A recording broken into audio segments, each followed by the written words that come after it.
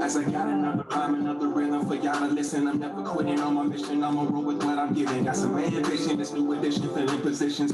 Looking at the void in myself and feeling what's missing. Better watch the way you're going. Better go in the right direction. In the moment you're stressing, but you're gonna be counting blessings. And I know that for certain. Keep on working, open curtains. Haters swerving, cause they ain't ready for your final version. Ooh, I'm never gonna give up. Fall down, I just gotta get up, hey. Cause this is my world. Let's camera action, I'm ready to go. I'm never gonna give up. You're listening to the Tom Ficklin Show on WNHHLP 103.5 FM, your home for community radio. Good morning, everyone. Good morning, and really a pleasure. You may be wherever you are on the planet. You may have ice, or you may have storms, or you may have sunshine, or you may have mudslides, or you may have bombs dropping on you, particularly if you live in the certain part of the world that is currently known as Ukraine. But regardless of where you might be residing or hiding or thriving, we wish you all the best and positive energy. I start this way because my guest today is Donald Sawyer III, and Donald is the Vice President for Equity and Inclusion and Leadership and Leadership Development. I like that, Donald. Leadership Development at Quinnipiac University. He's also the Associate Professor Sociology, tenured Associate Professor of Sociology in the Department of Sociology, Criminal Justice, and Anthropology. I mentioned, and so when we talk about criminal justice, anthropology, sociology, what's going on in the world, I think you can gather that I could talk to Don for about 5 or 6 millenniums, not just 5 or 6 hours, but 5 or 6 millenniums. We're not going to be that broad in our inquiry, and we're going to kind of commune. But we're going to start off with him telling us a little bit about what is leading the diversity efforts during the racial uprising of 2020, and that's when he kind of started. But this racial uprising thing has been going on before 1619, 1492. So we won't get too much off track, but certainly in terms of the advent of diversity and inclusion folks at various universities and corporations, et cetera. Also, we're going to discuss hip hop education and his work in the DR, in the Dominican Republic. And it's not like, is it Punta Cana in Don? What's the name of the popular place in the Dominican Republic? People go to Puerto Plata, yeah. But so we're not going to talk about him just being on the beach. So nah. His work in the DR, there's work to be done anywhere on the planet, and you can also have fun while you're doing your work. And also his work with men and women in someone's called the carceral state, folks that have been really captured in the carceral state, and they're returning home as full-fledged citizens. And his journey to become to get a doctorate from let's say some people would call the projects where he grew up a semi-carceral state from birth to become a Ph.D. and an associate professor and then tenured at Quinnipiac. So Don, good morning. Yeah, let me just hear you once again. You're a little faint. Oh, good morning. Can you hear me? That's better. Yeah, that's right.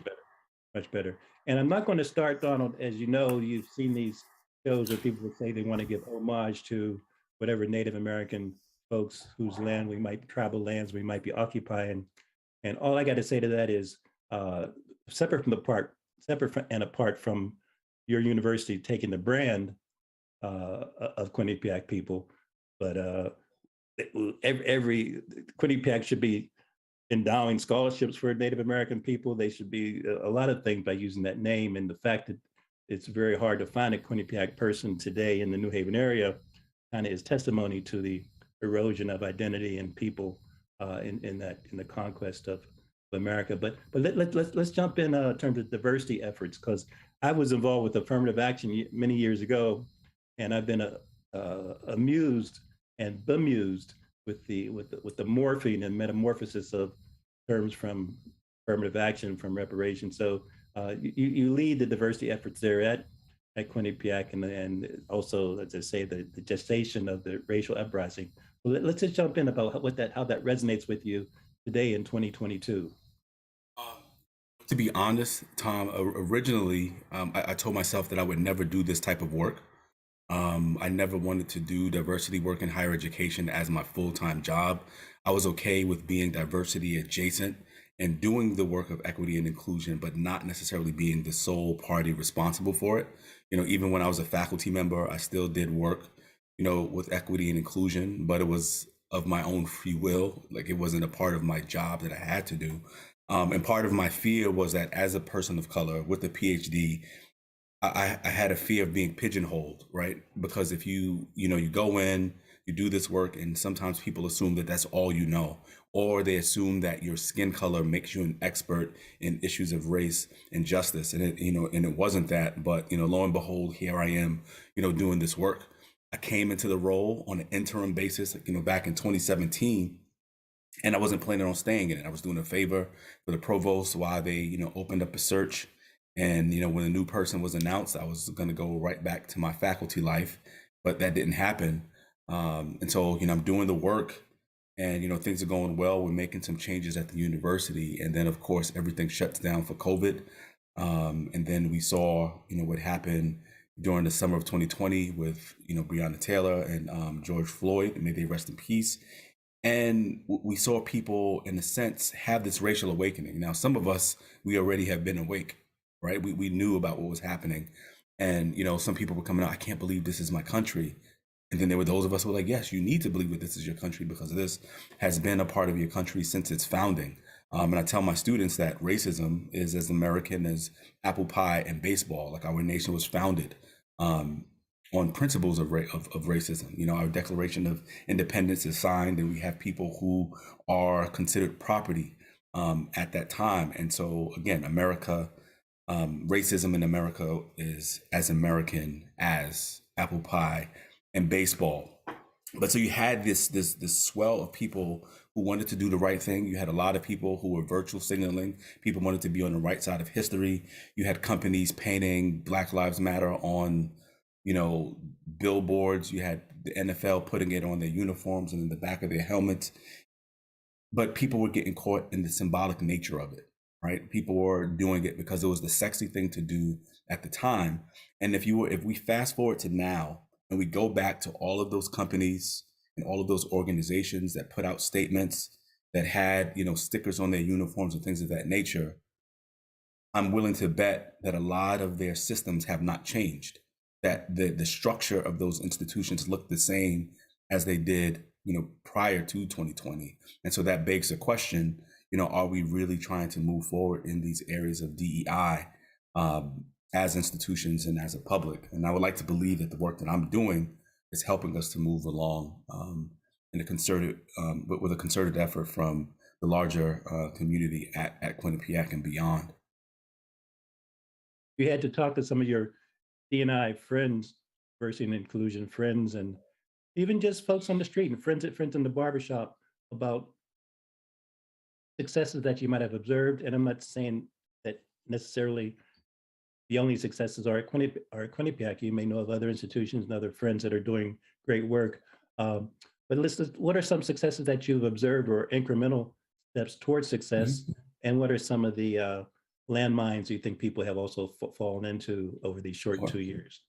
I think some of the successes that we have seen are related to actually having these conversations on campus, because race, as they say, is a difficult conversation topic, right? And on campus, we were forced to reckon with what was happening in the world. So we had to participate in those conversations. People had to pause, reflect, and listen to the experiences of people who have been marginalized, right? And bring those experiences back into center. So I think we've been better in having those conversations and naming, oppression, naming racism, naming sexism, naming homophobia. And so I think that's the first step. We've been better at our recruiting when it comes to faculty and staff hiring. We've increased the number of staff, and I forgot what the percentage is, but we've made some great strides on the staff side. We're making some strides on the faculty side. I think we have more work to do on the faculty side. We've recruited more students of color to campus. We've implemented new programs for retention efforts. And I think those are some of the successes that we've seen. Some of the landmines, but not just on campus, but in the larger society, is that people not understanding what it means to be an ally, that an ally doesn't mean, just coming out and speaking for people, because we saw a lot of well-meaning folks who wanted to do the work of dismantling racism, but they were creating environments that were not conducive to the success of the people they were claiming to protect. And so, those were some of the issues where people were coming forward and saying what needed to be done for people of color on college campuses and in the community. And those people weren't people of color, right? Those people were not necessarily the spokespeople, but yet they were coming to the forefront as if they were. And so those were some of the tensions that were created during this time.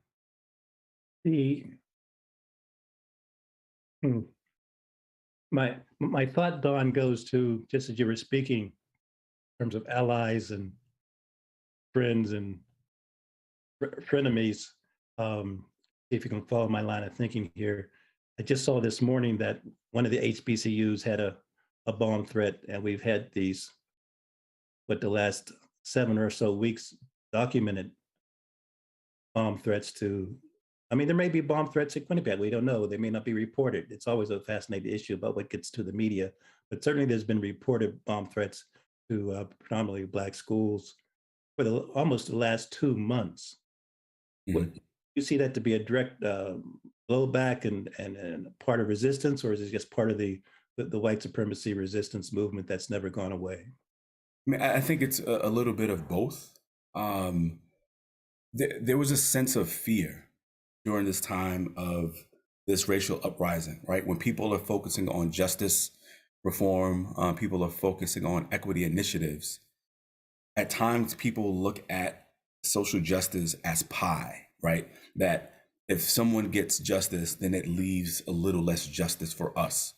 And so, in a sense, people thought that the focus on Black people or other people of color meant that they were going to lose somehow.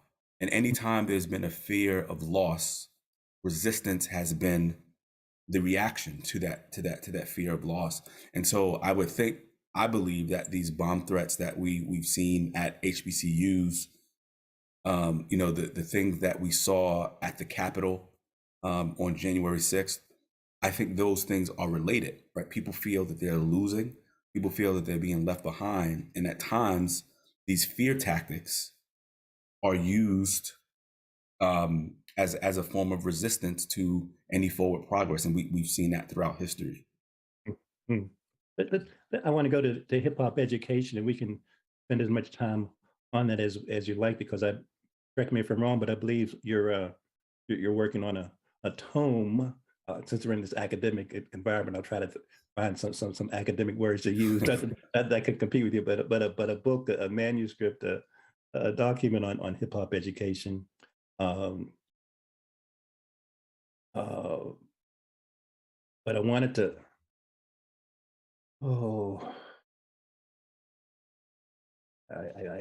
I lost my thought. But so let's go to hip hop education. I know you've been involved with barbershop events. You've been involved with events. You've been involved with visual documentation. In terms of, I'm from the old school, so just education. What does education mean? What does meaningful, relevant education mean in 2022 for Black and Brown folks? And certainly hip hop has been not only a fascination of yours, but you see it to be a useful tool, a fundamental tool, from a pedagogy standpoint, just almost a platinum or Bitcoin tool. Or so talk about hip hop from your standpoint, this importance of hip hop education, and how it resonates with you in terms of your academic and personal life.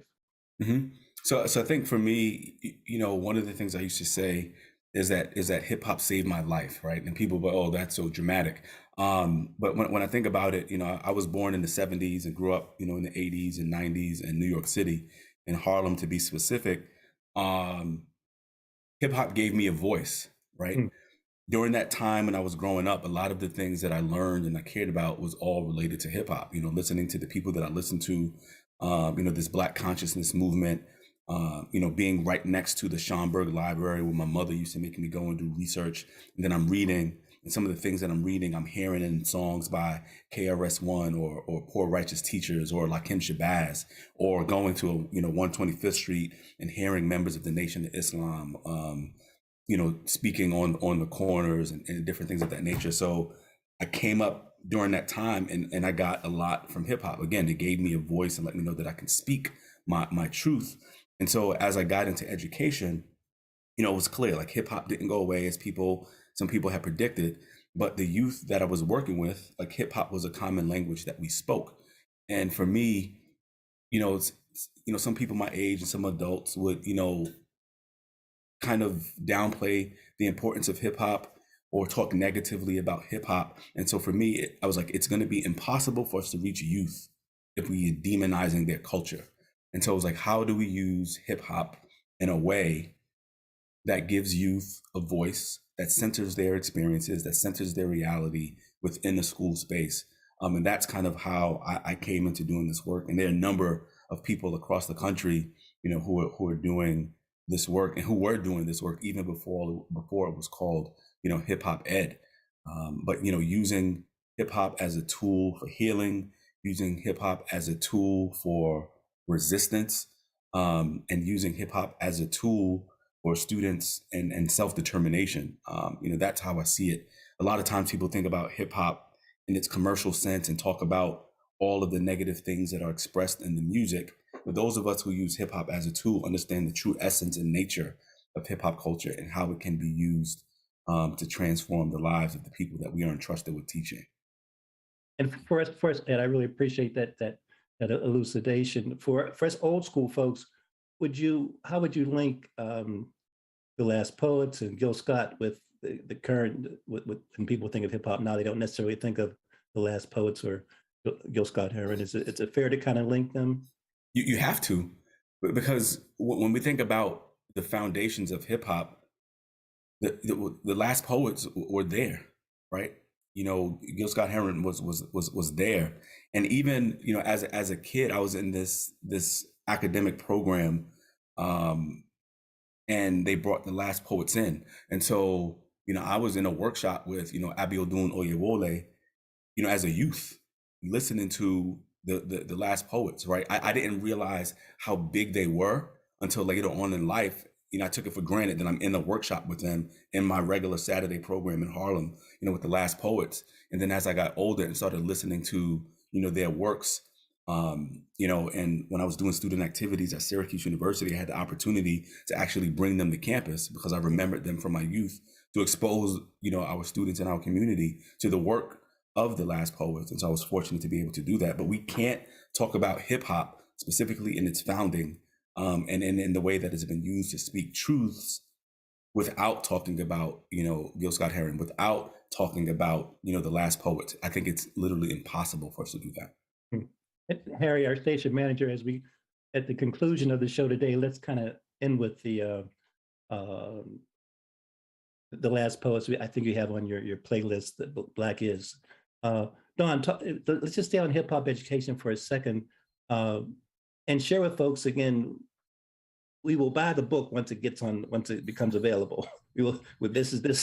I will buy the book when it becomes available, and hopefully that's a prompt for it to make it sooner rather than later. Because I'm young in spirit, but anyway, I digress. But anyway, I'll buy the book when it becomes available. But to share with us, give us a few nuggets and teasers and visual trailers, if you will, about how your next academic production relates to hip hop education. Yes.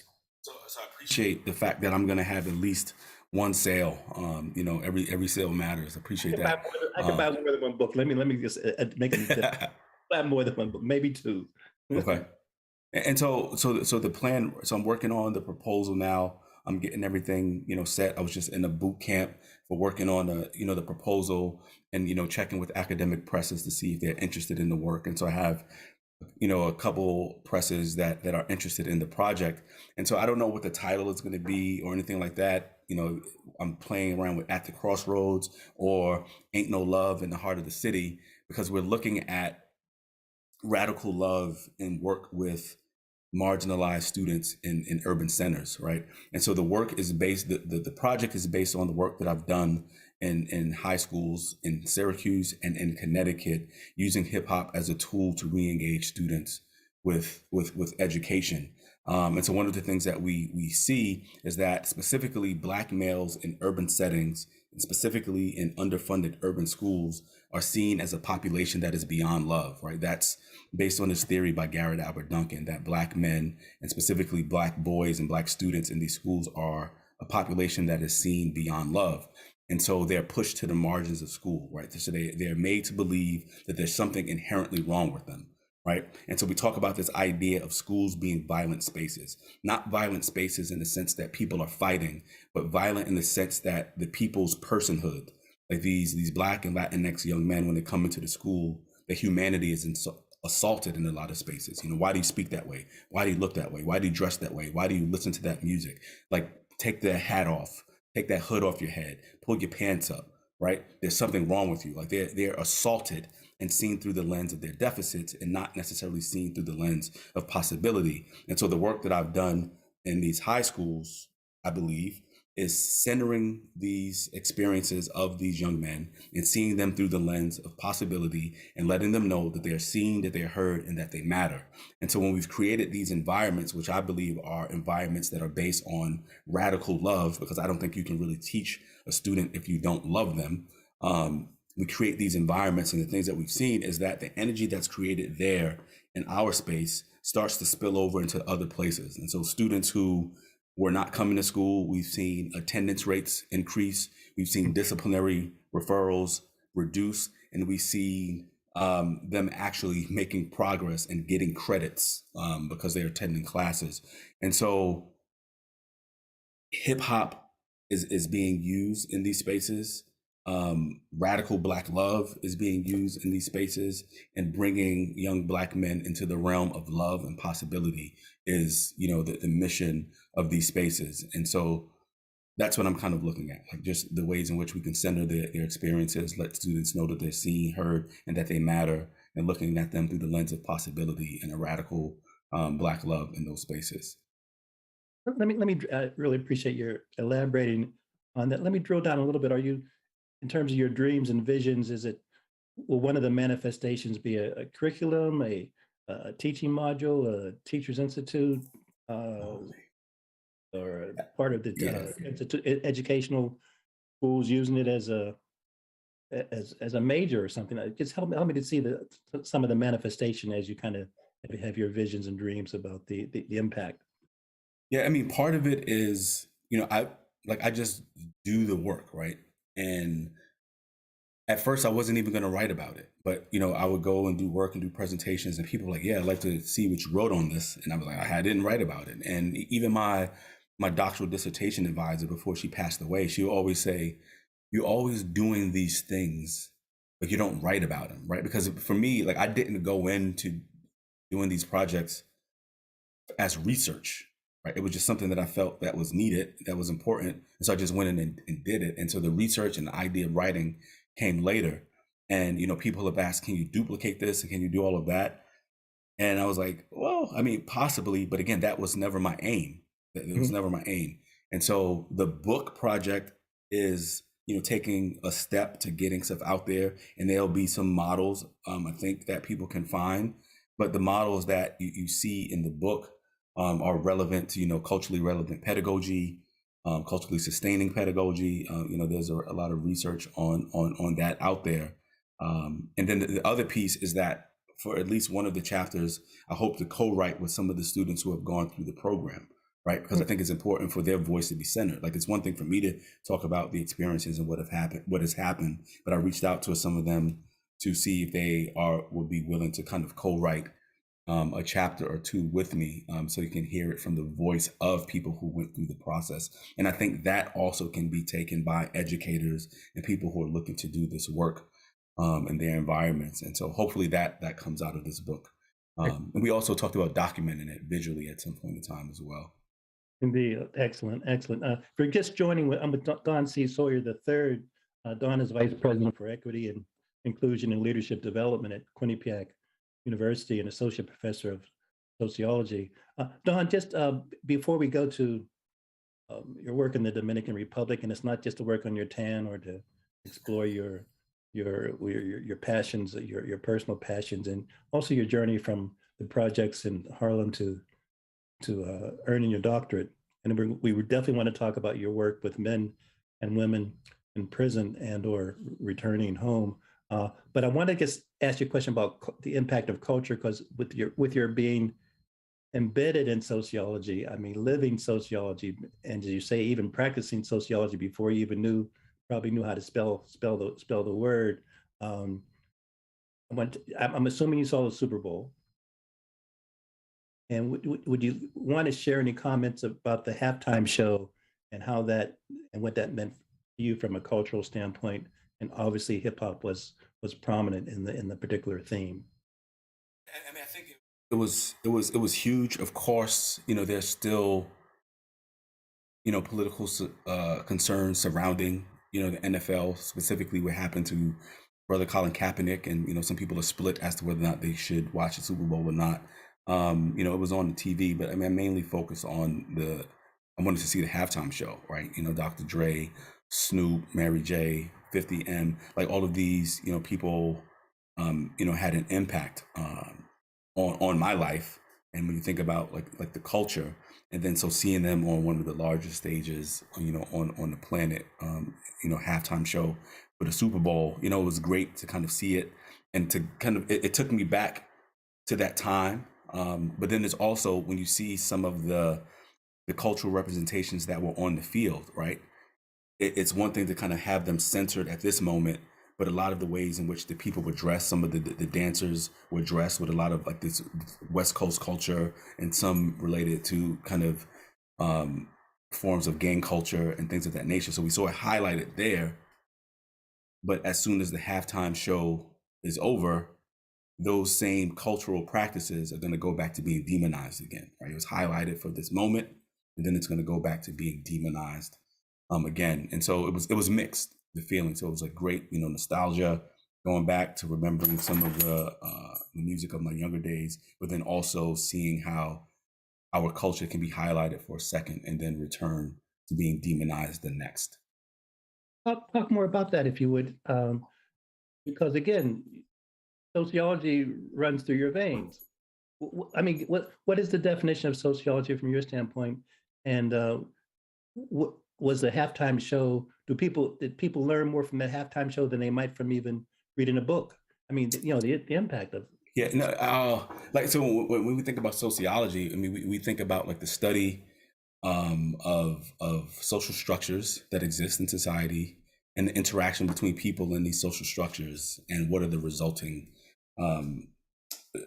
implications of that, right? So if we look at, I don't think people learned anything additional about the culture of LA necessarily from just watching the Super Bowl, right? Any more than people know about the Black experience just because they listen to hip hop, right? Those are pieces of the culture, and sometimes, and unfortunately, those become representative of the culture, right? Similarly, like when we talk about Black pain and oppression, like oppression is not the experience and culture of Blackness. Oppression and pain are a part of our experience, but it's not the totality of our experience. And so some of these things, unfortunately, become they stand as symbols. And so I don't think people get a full education by watching that halftime show, because they're seeing it, unless you're a part of that culture, unless you have prior knowledge, you're seeing that outside of the context of where it really exists. And so I don't think you necessarily gain a lot from watching it. Outside of entertainment, those of us who are involved in the culture understand a little bit more the significance of it being on, you know, hip hop being on the halftime stage, and hip hop not being an additive piece. Like it wasn't like an artist that just had a rapper come in to flavor, you know, their song. Like it was focused specifically on hip hop culture. And I think that that's the difference.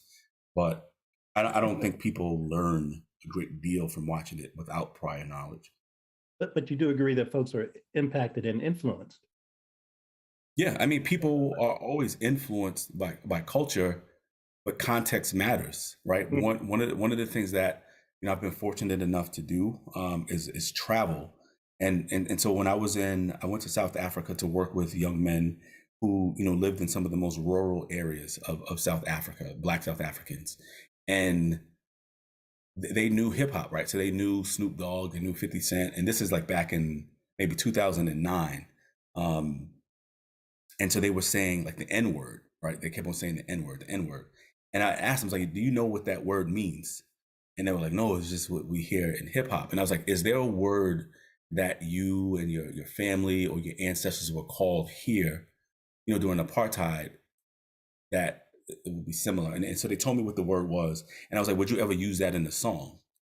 And they were like, no, we would never use that in the song. All right. And so we were kind of talking about that. And so like people globally are seeing the culture outside of the context. Like they thought that Black people and Black men ran society in the US, right? So when they see Diddy, when they saw 50 Cent, when they saw all of these images, they understood that's what American life was, right? Because they didn't have the context.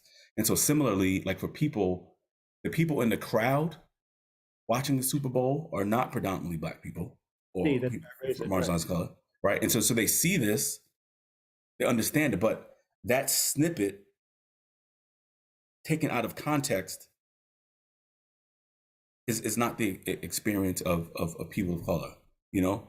And so, yeah, so I think it was great, but without a prior knowledge, maybe it opened people up to want to find out more, but in and of itself, I don't think it shifts anything for people without having that prior knowledge or the context of that existence. And certainly your book will provide, and your researches will provide the context. I'm glad you referenced South Africa. So let's go to the international sphere and pertaining to your work in the DR and the Dominican Republic. Really fascinated to hear more about that.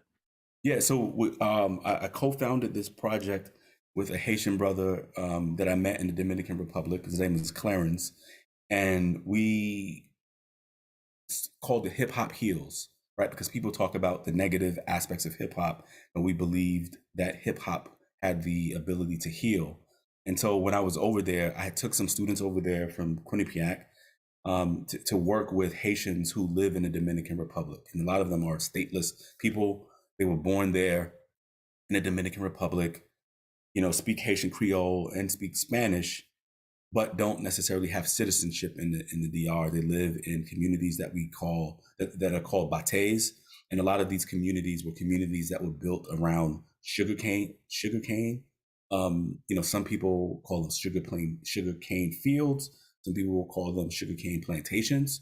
And so there were these communities that surrounded the sugarcane fields, and in certain areas, the sugarcane industry left.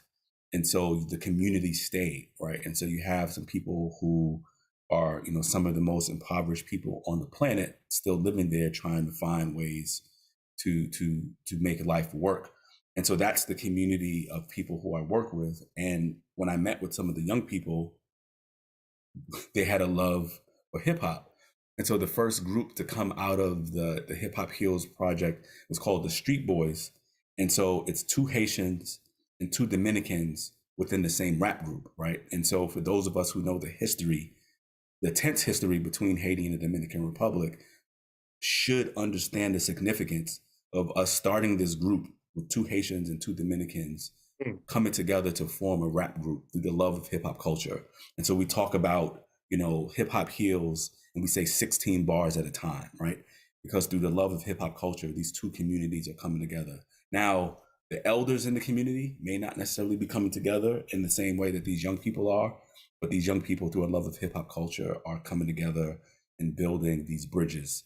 And so, there was an event that we did like to kind of kick off the project of Hip Hop Heals, and we had the Street Boys performing. We bought food and like snacks and stuff for like a community event. And so the elders, like the Dominicans sat on one side, the Haitians sat on another side, but for the youth, they were all intermingled in one group, like vibing like to the performance. And so for me, that was telling. And so fast forward, raise money to develop a studio, to help people learn music production, to help people learn, video production, photography. And we're going to be actually launching another fundraiser in partnership with the 501c3 there in the Dominican Republic. I think we're going to launch probably on March 1st. We're building a center. We're raising $8,000 to build a Hip Hop Heal Center, where the middle section of the center is going to be a studio and a classroom, because we're going to be teaching English classes for the young people and their families if they want to attend. One side we'll have like a nail salon and a beauty salon, and on the other side is going to be a barbershop. So the land has already been purchased, and now we're going to be doing some fundraising for the actual center. Again, working with young people, Haitians and Dominicans who live in the Dominican Republic. Well, be sure to send us some of that information. I mean, because with GoFundMe, et cetera, folks might want to contribute. Folks might want to kind of share and becoming patrons and sharing with that initiative. I don't want to put you on the spot. And again, folks, I want everyone to just remember this is a live show. So I'm going to ask Don a question that might be not politically correct, but many universities are involved with sponsoring, funding, supporting educational efforts beyond their original footprint. So is Quinnipiac involved at all with supporting that effort in the DR?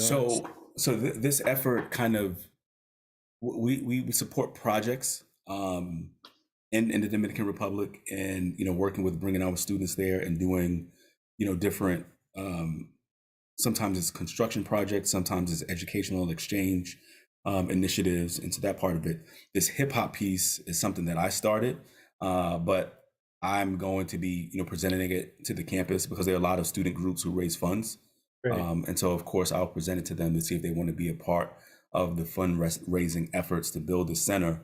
But even though it's like a personal passion project, the way that I see it is that it still can be connected to the university, because if, as we start to open up and do more international travel, since, COVID, this is an opportunity for students to engage in these places, in the English classes, and different aspects of it. So yeah, this will also be an opportunity for the university to participate in.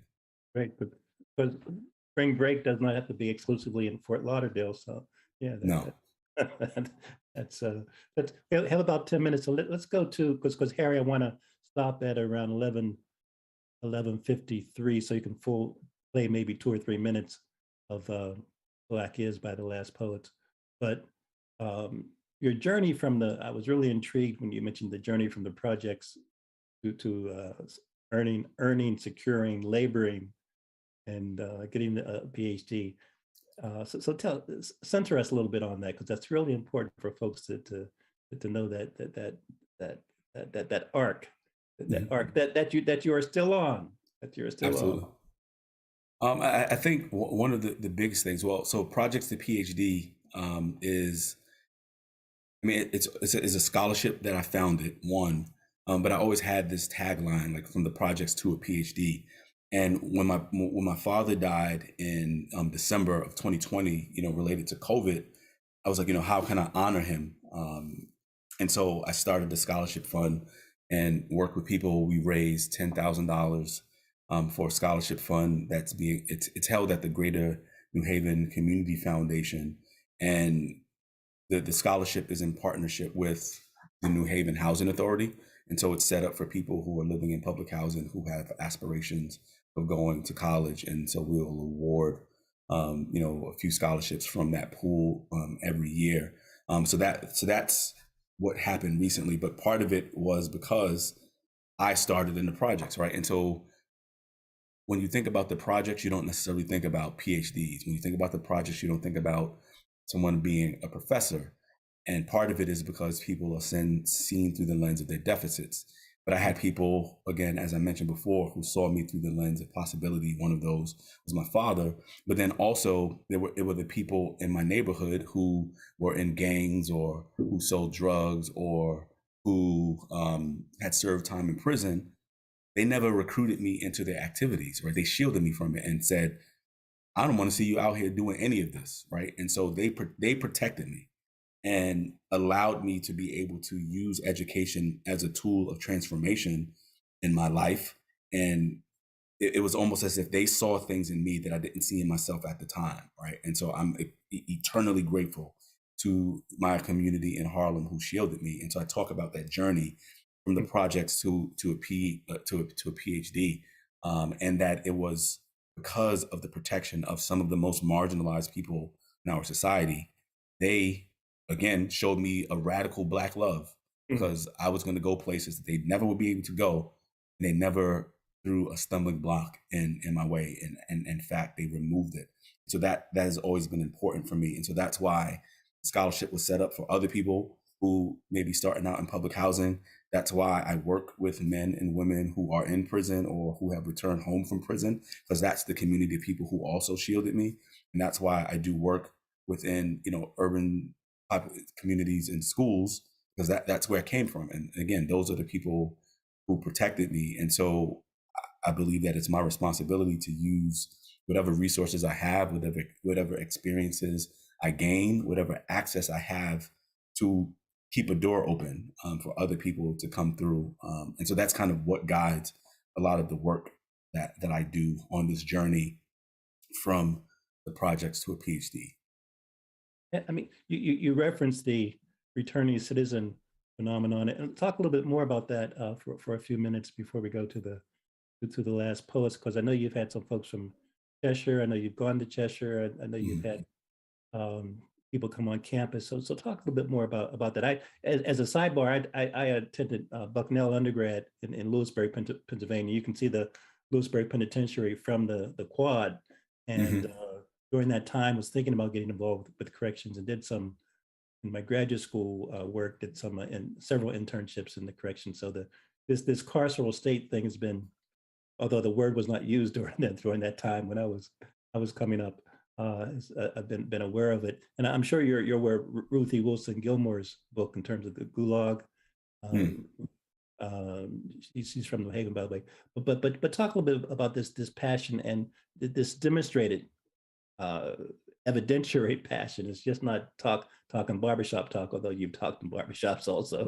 But talk a little bit more about your men and women that have been caught up in various systems and providing a liberation tool for them.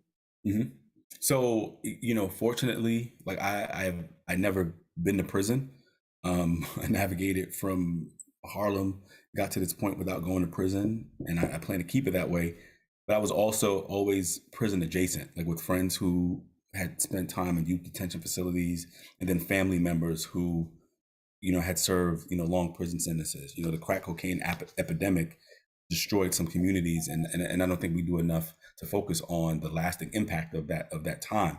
And so what got me started in this work was because my cousin, who was about 4 years older than me, he got into the street game again, but never allowed me to get into the street game with him. He got caught a case, and was serving. He got sentenced 15 to life, and so he got out about, I think it's 9 years ago, and we would write letters and stuff like that, and we talked about this idea, and we were going to do this project called Going Upstate, where I went upstate to go to college in New York, and he went upstate in New York to go to prison, and what happened over those 25 years, because he served, like I said, 25 years. And so that is what got me interested in doing this work. And so as I got into higher ed, I connected with one of the Muslim chaplains when I was in undergrad, who was doing work at Elmira Correctional Facility. So I would go there with him, to work with, some of the Muslim brothers there.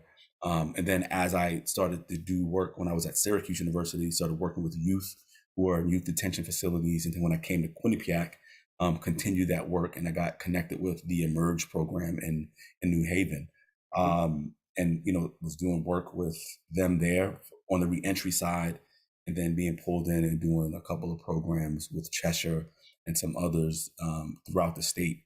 And again, like, it's just because a lot of these people, and in one of the projects that we did with them, it was a theatrical piece.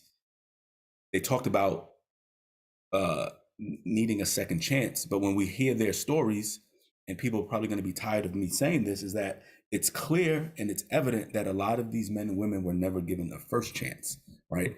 And so working with them was important for their stories to be shared. It was important for people to hear about their experiences and center their experiences, because we see a lot of numbers. We see this percentage of people will go to prison, this percentage of people get out, this percentage of people will go back in, but we don't know the stories that surround those numbers, that these are living, breathing humans that are experiencing life.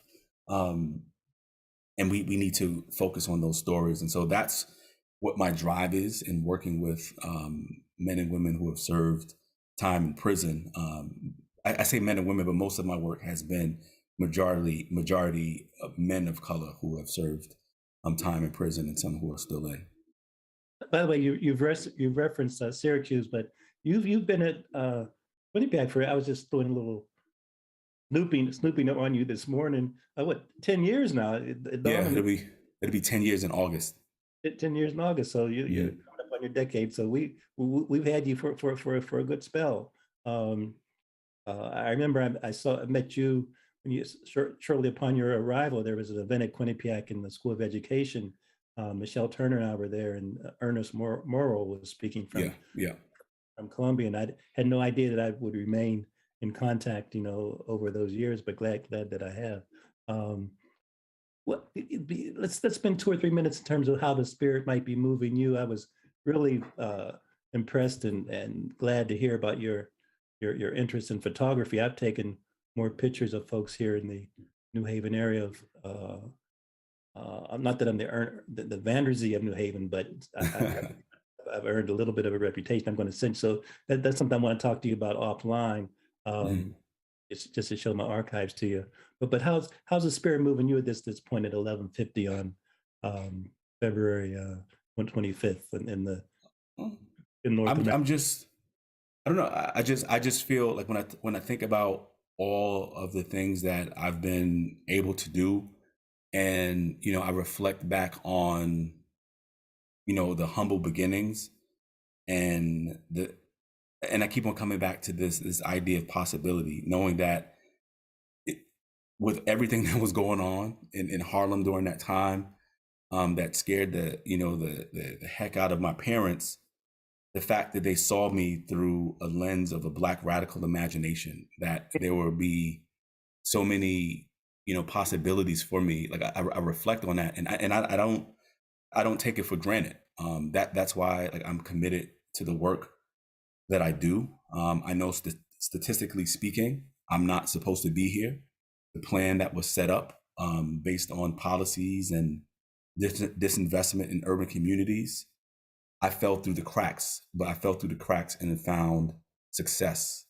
And so I'm just, like I said before, eternally grateful to anyone that has given a dime to any of my projects, who have given money to support me along my journey, who has maybe not even had money, but has given me a kind word or prayed for me on this journey. I'm just so grateful that this little snotty-nosed, big-head kid from Harlem has been able to see the things that I've seen, and hopefully continue to open up doors for others to go beyond where I've been. And the last thing I'll say is that really seeing education as a tool of generational transformation, because when I look at what education did for me and how it changed my generational trajectory, when I think about where my parents started, and then when I think about the possibilities for my kids because of where education has brought me, I pray that they go beyond anything that I could have imagined. So I really believe in the power of education, and then in the power of love and community support. So we then, and Harry, we're going to go to the Black Is by the Last Poets shortly in about a minute. But Don, weave in on your, I guess that's your left shoulder, your right shoulder, but you have something from Egypt, you have Barak's book, and you have the Alpha. And just as you were talking about education, my mind and my eyes just went to those three symbols of what education and the permutations and the importance of education. Anything you want to say about your Alphas or Barack or that or the Egypt? Yeah, I mean, I have Brother Barack Obama on my bookshelf. I think whether or not you believe in him politically, he did a lot, like as far as representation of what is possible and motivating people. Just based on his dream. And then the other piece, the Egyptian piece that you see there, and the letters that are dear to my heart, of the Alpha Phi Alpha Fraternity Incorporated. When I think about specifically Black people who have done like unbelievable things, Black men, I often think of Charles Hamilton Houston. I think of Thurgood Marshall. I think of W.E.B. Du Bois. I think of Dr. Martin Luther King. And all of these men were brothers of Alpha Phi Alpha Fraternity Incorporated. And so I'm honored to be in that organization and to be able to call those great men my fraternity brothers. But, I can't rest on what they have done. I have to also do my part to continue to hold the light of Alpha high. Indeed. Don, thank you so much. As a member of the Divine Nine as well, we will talk about this a little later offline. But certainly in terms of homage to Black history and Her Story Month, it's really been a pleasure to chat with you. Harry, let's go to the Black Is by the Last Poets. And Don, thank you so much for making yourself available.